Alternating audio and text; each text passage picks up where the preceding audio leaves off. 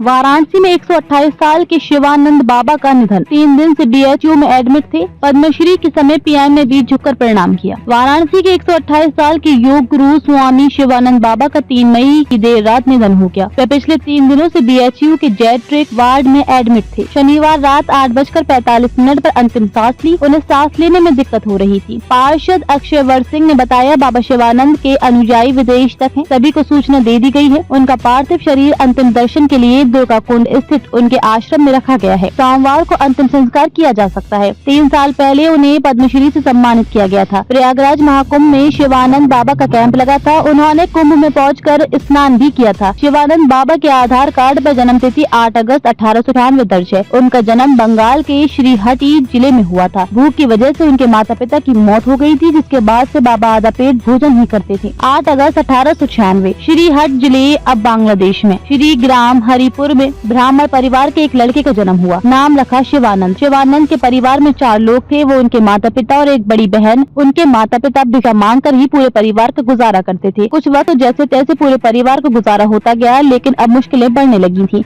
घर में खाने तक के पैसे नहीं थे, इसलिए माँ बाप को शिवानंद की चिंता सताने लगी। जब वो 4 साल के हुए तो उन्हें बाबा श्री ओंकार नंद गोस्वामी को समर्पित कर दिया गया, ताकि वहाँ उनकी देखभाल हो सके। बचपन से ही शिवानंद ने गुरु के पास रहकर शिक्षा लेना शुरू कर दिया था। करीब 2 साल बीते। एक दिन शिवानंद के माता पिता और बहन भिक्षा मांगने निकले। वो जगह जगह भटके, लेकिन खाने को कुछ नहीं मिला। थक हार कर वो घर वापस आए। कुछ दिन यही सिलसिला चलता रहा। वो भिक्षा मांगने जाते पर खाली हाथ वापस लौट आते। पूरे परिवार की तबीयत खराब रहने लगी। आखिरकार एक दिन भूख की वजह से शिवानंद के माता पिता और बहन की मौत हो गई। शिवानंद के माता पिता की मौत के बाद उनकी पूरी जिम्मेदारी बाबा श्री ओंकारनंद ने अपने ऊपर ले ली। अब शिवानंद का पूरा भरण पोषण गुरु के आश्रम में होता था। शिवानंद कभी स्कूल नहीं गए। गुरु के पास ही रहकर उन्होंने व्यावहारिक ज्ञान और शिक्षा ली। बाबा का परिवार भिक्षा मांग कर ही गुजर बसर करता था। भिक्षा में सिर्फ उबले चावल का मांड ही मिल पाता था, इसलिए जन्म से लेकर गुरु के पास आने तक उन्होंने सिर्फ चावल का मांड ही पिया था। यहाँ आए तब उन्हें भोजन का महत्व समझ आया। यही पहली बार उन्हें पता चला कि गर्म चावल किसे कहते हैं। उन्होंने माता पिता की मौत के बाद आज तक भरपेट खाना नहीं खाया। जब उनके माता पिता का देहांत हो गया, तब उन्होंने तय किया कि उन्हें पैसों के पीछे नहीं भागना है, बल्कि ज्ञान के साथ रहना है और लोगों की सेवा करनी है। बाबा बचपन में अक्सर कई दिन तक खाली पेट रहते थे, क्योंकि कुछ खाने को नहीं होता था। उन्होंने तय किया था कि वो आधा पेट ही भोजन करेंगे। 6 साल की उम्र से ही बाबा आधा पेट भोजन करते और बाकी आधा अन्य गरीबों को दे देते थे। उनका मानना था कि जैसे उनके घर वाले उन्हें छोड़कर चले गए, वैसे किसी और की मौत भूख से नहीं होनी चाहिए। इसलिए उन्होंने अपना पूरा जीवन गरीबों की सेवा में लगा दिया था।